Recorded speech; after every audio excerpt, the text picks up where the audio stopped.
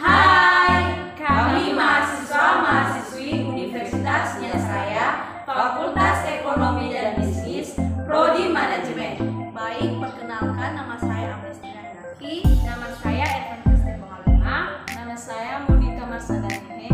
Nama saya Edison Juprianto Gorifa. Baik, kami akan memaparkan hasil materi kami dengan judul Perspektif Hukum Bisnis pada Era Teknologi.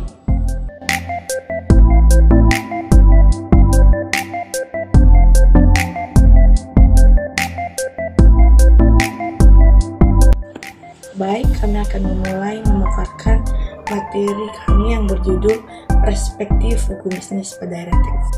Sebelum kita masuk pada materi-materi berikutnya, terlebih dahulu kita memahami apa itu perspektif hukum bisnis pada era teknologi, di mana perspektif ini adalah sudut pandang manusia dalam memilih opini dan kepercayaan mengenai suatu hal. Jadi dapat kita simpulkan bahwa perspektif hukum bisnis pada era teknologi adalah sudut pandang seseorang mengenal teknologi dengan mudah digunakan dan bahwasannya memiliki keterkaitan hukum bisnis. Yang pertama, bisnis digital. Bisnis digital merupakan kegiatan usaha yang memanfaatkan teknologi dalam pelaksanaannya, baik saat menciptakannya pun dengan serangkaian kegiatan pemasarannya. Berarti bisnis ini memanfaatkan teknologi untuk digunakan dalam melakukan penjualan sebuah produk secara online, baik itu melalui website ataupun aplikasi. Contohnya, berjualan di e-commerce atau marketplace melalui Lazada, Shopee, dan lain-lain. Adapun jenis dan cara kerja di bisnis digital antara lain, satu online shop atau e-commerce, di mana sistem penjualannya menggunakan jaringan internet, tidak harus berupa website. Online shop juga dapat menggunakan media sosial, contohnya melalui WhatsApp, Facebook, Twitter, dan lain-lain.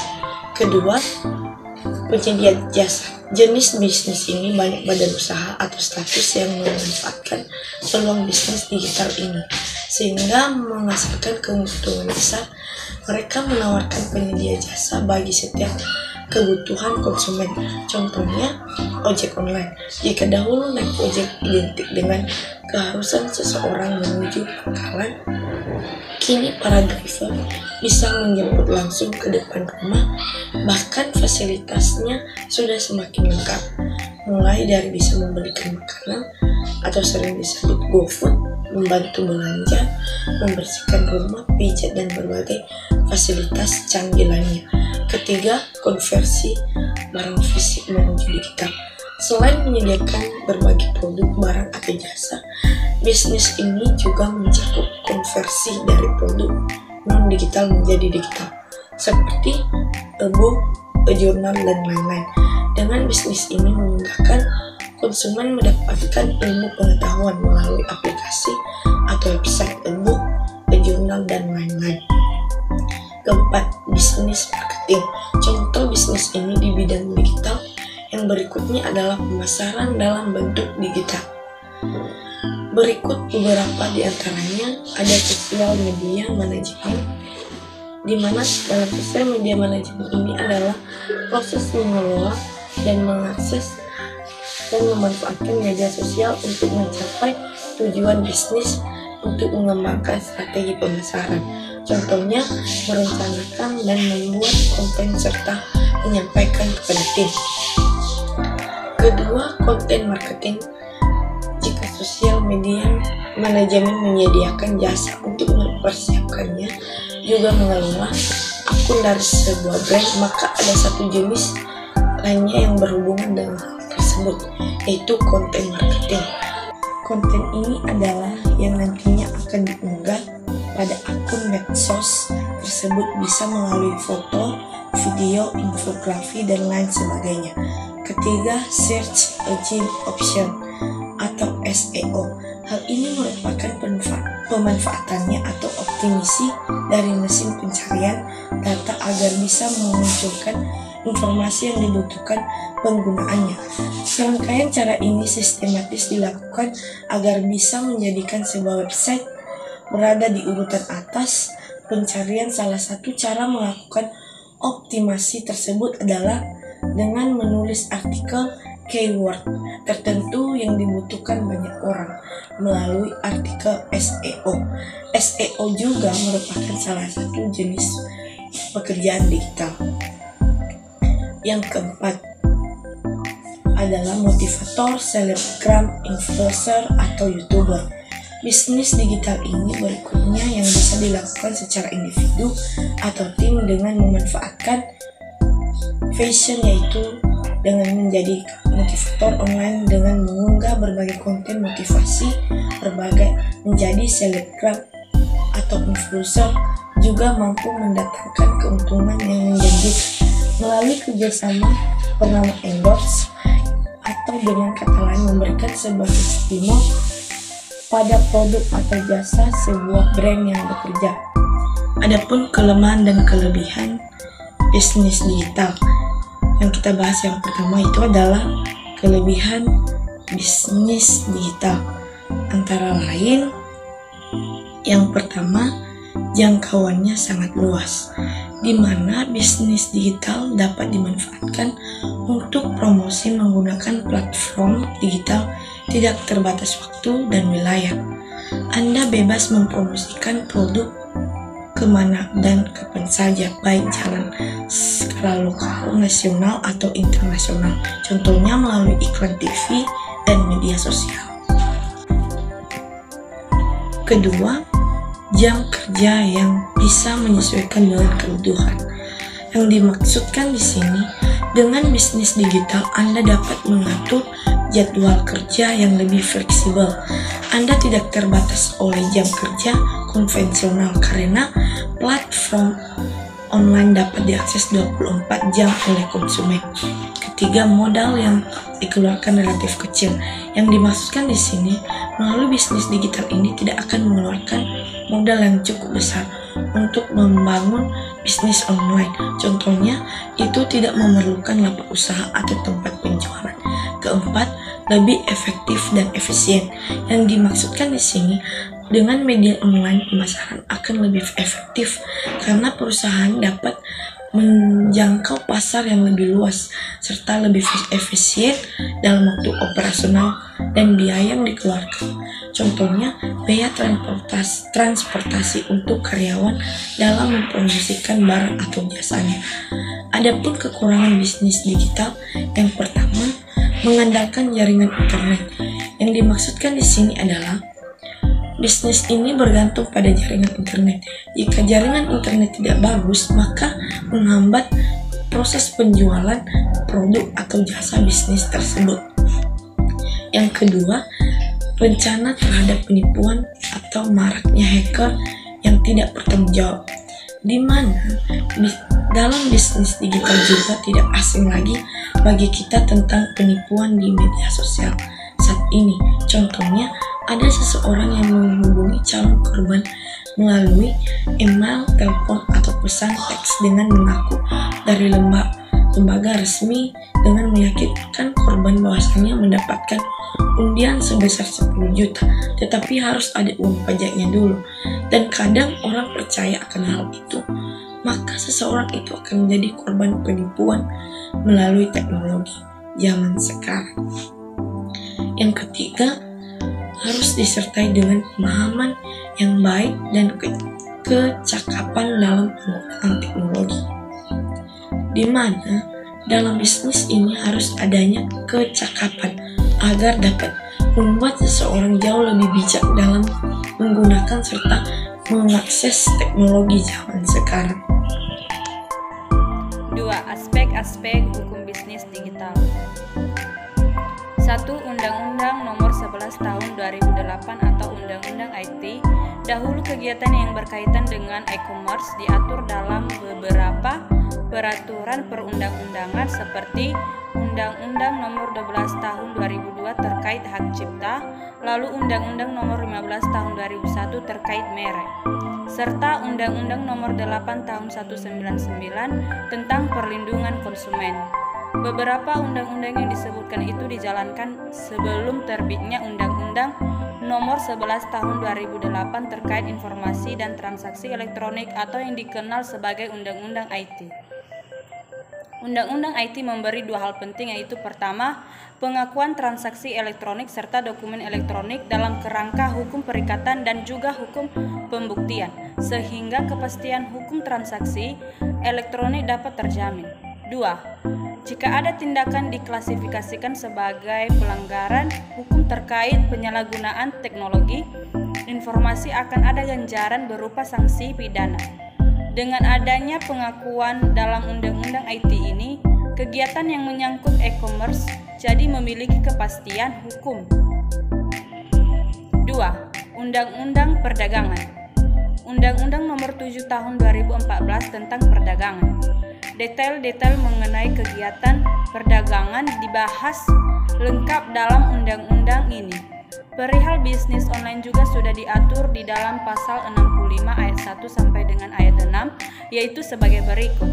Ayat 1, setiap pelaku usaha yang memperdagangkan barang dan atau jasa dengan menggunakan sistem elektronik wajib menyediakan data dan atau informasi secara lengkap dan benar.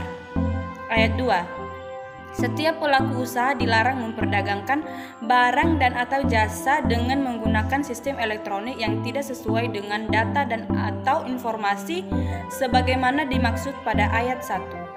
Ayat 3. Penggunaan sistem elektronik sebagaimana dimaksud pada ayat 1 wajib memenuhi ketentuan yang diatur dalam Undang-Undang Informasi dan Transaksi Elektronik. Ayat 4. Data dan atau informasi sebagaimana dimaksud pada ayat 1 paling sedikit memuat 1. Identitas dan legalitas pelaku usaha sebagai produsen dan pelaku usaha distribusi. 2. Persyaratan teknis barang yang ditawarkan. 3. Persyaratan teknis atau kualifikasi jasa yang ditawarkan. 4.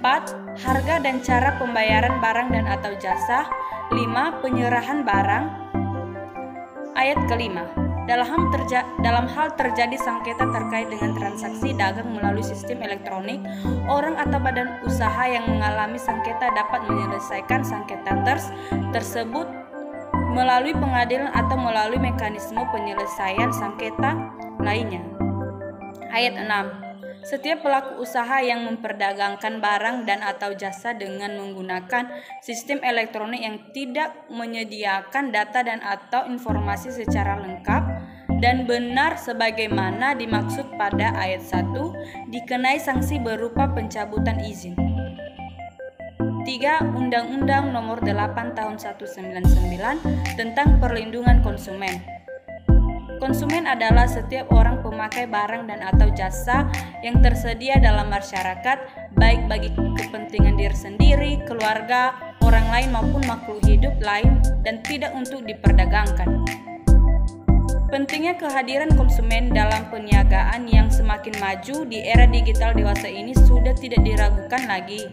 Perlindungan terhadap konsumen haruslah diupayakan sehingga menjamin adanya kepastian hukum pada pelaksanaan 1.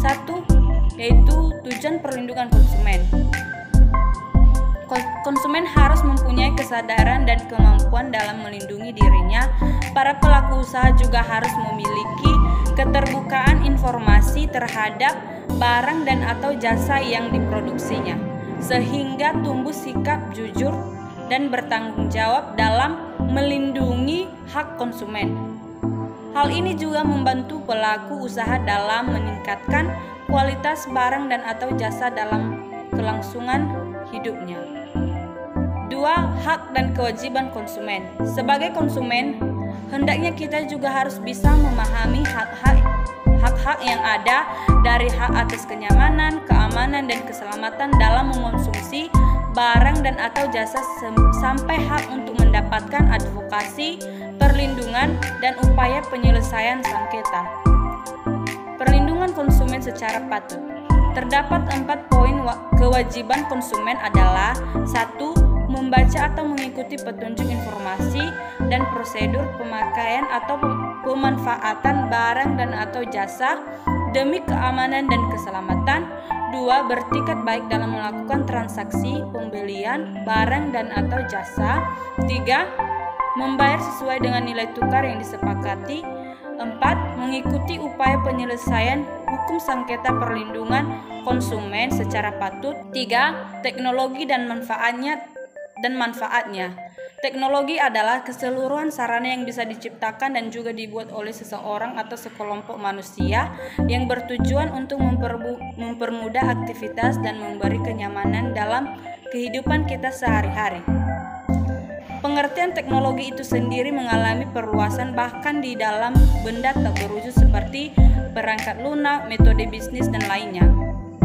Ada juga teknologi nyata seperti yang sering kita gunakan dan jumpai di era sekarang, yaitu handphone, komputer, laptop, motor, mobil, dan mesin lain-lainnya. Semakin berkembangnya teknologi, maka semakin banyak pula teknologi yang lebih canggih, unggul, dan terdepan tentunya. Agar membuat hidup kita lebih nyaman dan mudah seperti autonomous car, hoverboard, Voldemort, dan banyak lainnya. Semakin canggih suatu teknologi tentu memberikan banyak pula manfaatnya. Ada beberapa manfaat teknologi di era digital saat ini, antara lain: 1. Manfaat teknologi di bidang kemajuan teknologi saat ini sangat memberi banyak manfaat, terutama di bidang bisnis seperti jual beli online di berbagai marketplace. Kita juga tidak usah khawatir lagi tentang masalah pembayaran yang sulit karena di beberapa marketplace sudah menyediakan pembayaran sistem bayar di tempat atau yang sering disebut dengan COD. 2. Manfaat teknologi di bidang pendidikan. Di era sekarang ini kita dituntut untuk belajar online. Jadi pembelajaran pun pastinya lebih mudah seperti pengiriman tugas melalui Gmail dan aplikasi khusus tugas. Bahkan pendaftaran tugas dan tes masuk perguruan tinggi pun sekarang sudah berbasis online agar lebih menghemat waktu dan lebih efisien. Ketiga, manfaat teknologi di bidang kesehatan. Kita tahu di era sekarang ini semua serba online, bahkan konsultasi dengan dokter pun sekarang bisa melalui sebuah aplikasi dan website. Staf rumah sakit pun sekarang mengarsipkan semua data pasien di komputer, sehingga saat pihak rumah sakit mencari nama pasien, semua datanya keluar seperti penyakit, nomor kamar, dan rincian biayanya. Setelah kita tahu beberapa manfaat teknologi, selanjutnya kita akan membahas dampak teknologi di era digital. Ada 2 dampak teknologi saat ini, yaitu dampak positif dan dampak negatif. Dampak positif teknologi di era digital yaitu: pertama, mudah berinteraksi dengan orang di seluruh dunia. 2. Penyebaran informasi lebih cepat. 3. Mempermudah pendistribusian berbagai macam karya anak bangsa. 4. Transaksi tanpa dompet. 5. Traveling lebih mudah. 6. Berbelanja dengan cepat. Dampak negatif teknologi di era digital: pertama itu menurunnya moral, terciptanya antisosial, kesenian tradisional mulai pudar. 4. Kejahatan cyber atau cybercrime. 5. Adanya pelanggaran hak cipta atau kekayaan intelektual atau haki. 6.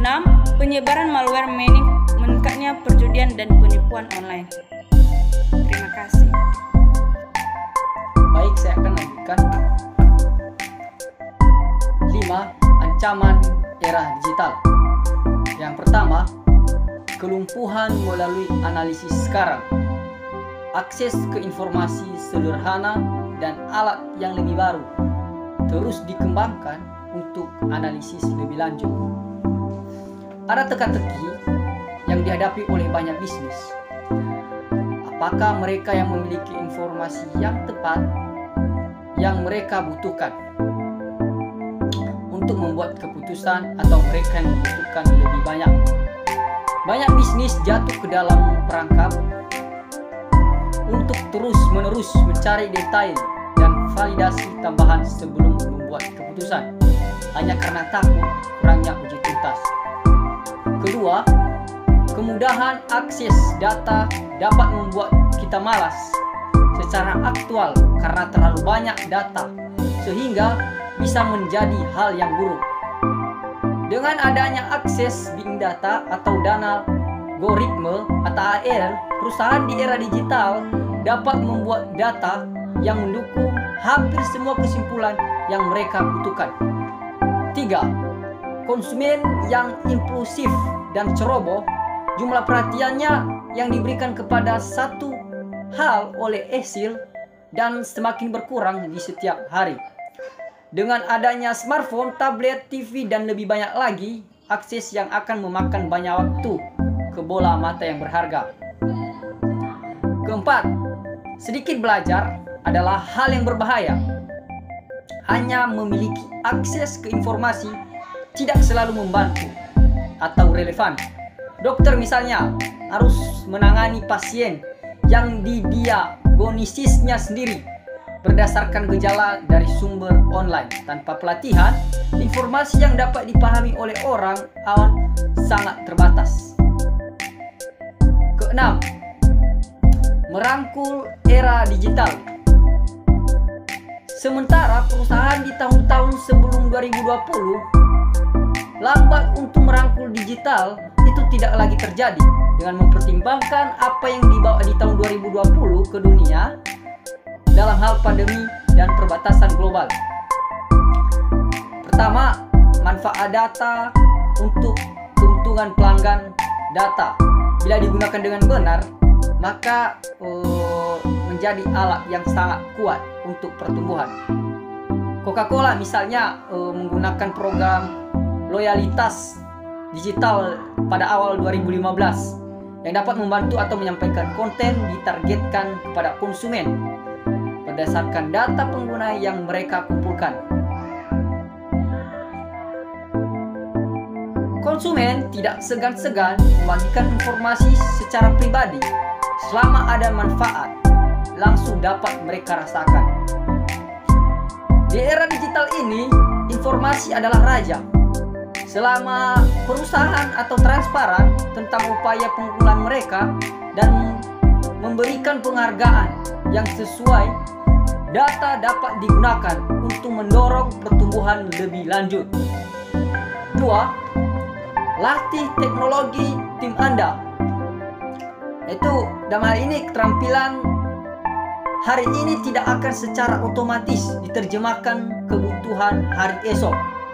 Meskipun robot dan AI tidak akan menggantikan tenaga kerja di seluruh dunia, mereka akan berdampak pada pekerjaan dan peran. Dalam hal ini, kita pelatihan ulang karyawan untuk memenuhi persyaratan kerja baru akan diperlukan. Namun dengan adanya pelatihan, tim Anda tidak dapat diperlukan bagi mereka yang beralih ke peran baru.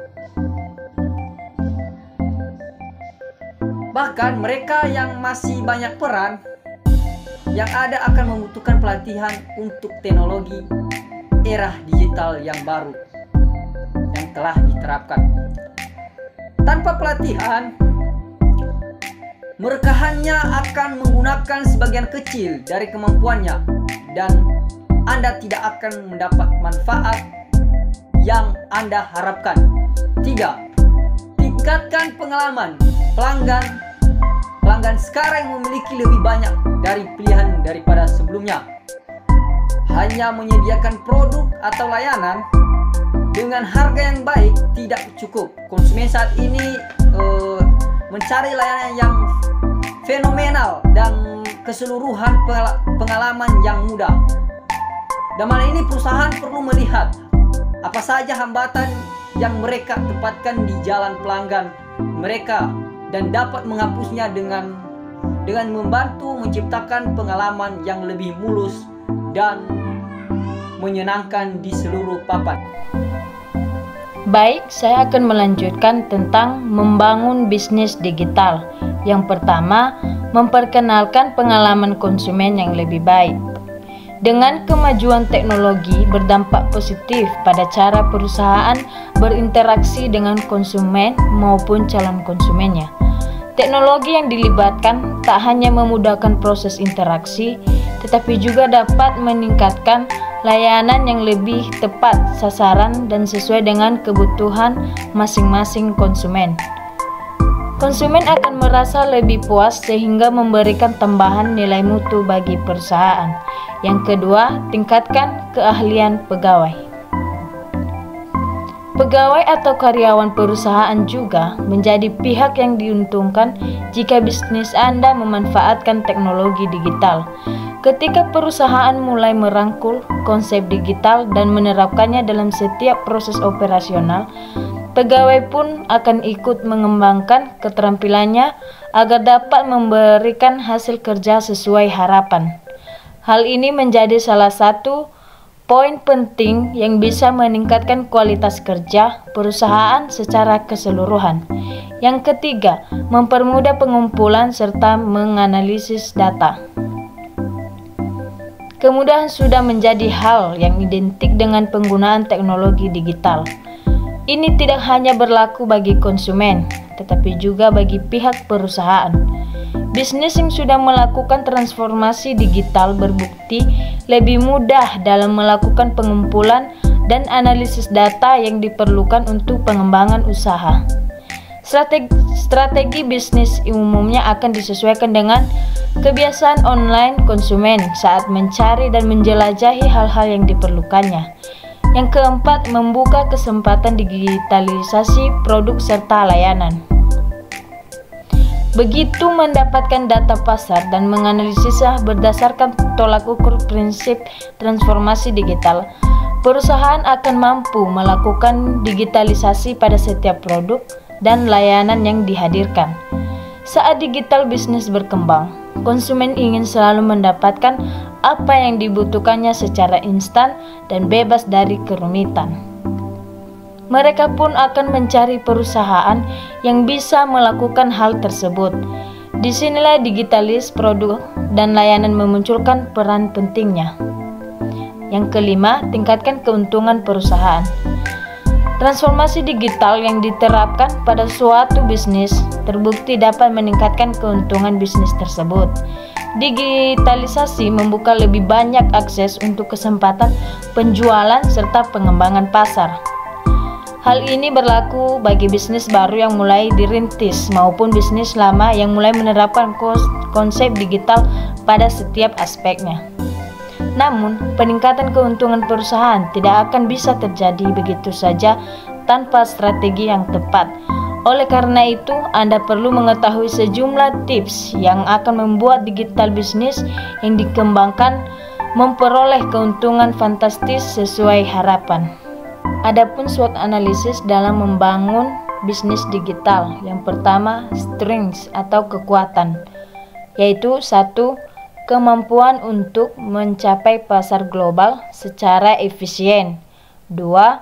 Fleksibilitas jam kerja yang dapat disesuaikan dengan kebutuhan. 3. Modal awal yang relatif rendah dibandingkan dengan bisnis fisik. 4. Efektivitas dalam mencapai target pasar melalui strategi pemasaran digital. Yang kedua, weakness atau kelemahan, yaitu 1. Ketergantungan pada konektivitas internet yang dapat bermasalah. 2. Rentan terhadap penipuan online dan serangan hacker. 3. Kebutuhan pemahaman teknologi yang baik untuk menjalankan bisnis digital. Yang ketiga, opportunity atau peluang. Pertumbuhan e-komersi dan bisnis online yang terus berkembang. Kedua, peningkatan permintaan untuk layanan online seperti edukasi online dan pengiriman makanan. 3. Menjadi produk digital seperti e-book. Yang keempat, threats atau ancaman, yaitu 1. Persaingan yang ketat di pasar digital. 2. Perubahan regulasi dan peraturan yang dapat mempengaruhi bisnis online. 3. Ancaman keamanan siber seperti peretasan dan pencurian data. Adapun SWOT, strategi dalam membangun bisnis digital. Yang pertama, strategi SO atau Strengths Opportunity. 1. memanfaatkan kemampuan untuk mencapai pasar global dengan mengidentifikasi pasar-pasar yang paling potensial dan berfokus pada ekspansi internasional. Kedua, tawarkan fleksibilitas jam kerja kepada karyawan dan pelanggan untuk meningkatkan kepuasan mereka. Tiga, manfaatkan modal awal yang rendah untuk menginvestasikan lebih banyak pengembangan produk atau layanan digital yang inovatif. Keempat, terus tingkatkan strategi pemasaran digital untuk mencapai target pasar dengan lebih efisien. Dua, strategi WO atau Weakness Opportunity. 1. Lindungi bisnis Anda dari gangguan konektivitas internet dengan memiliki rencana darurat dan backup untuk menghindari dampak negatif. Kedua, tingkatkan keamanan siber dengan investasi dalam sistem keamanan yang kuat dan pelatihan untuk karyawan dalam mengidentifikasi potensi penipuan online dan serangan hack. Pelatihan atau sumber daya untuk membantu karyawan atau pemilik bisnis memahami teknologi yang diperlukan. Yang ketiga, strategi ST atau String Street. 1. Manfaatkan pertumbuhan e-commerce dan bisnis online dengan mengidentifikasi segmen pasar yang paling menjanjikan dan mengembangkan strategi pemasaran yang sesuai. Yang kedua, ekspansi ke layanan online seperti edukasi online atau pengiriman makanan, terutama jika sesuai dengan keahlian bisnis. Yang ketiga,